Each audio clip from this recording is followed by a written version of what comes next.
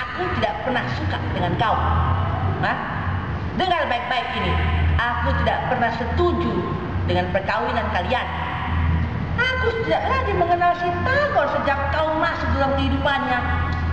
Itu pesan dari Amang Simatuamu sebelum dia meninggal, agar aku menjaga si Tagor seperti menjaga anakku sendiri. Aku tidak perlu dengan semua barang-barang dan harta yang kalian tawarkan. Kalian masih bisa bilang mungkin aku kecewa. Jelas aku sangat kecewa. Kalian tidak bisa datang dengan semena-mena kembali ke dalam kehidupan kami, Inang Simatuamu dan aku. Setelah sekian lama kalian tinggalkan, kalian pikir dengan semua harta kalian itu kalian bisa membeli semua orang.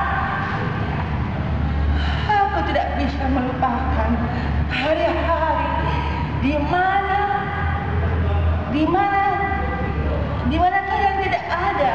Di saat Amangmu meninggal, di saat aku harus mengantarkan Inangku ke rumah sakit sendirian, kalian tidak pernah ada bila mana aku memerlukan kalian.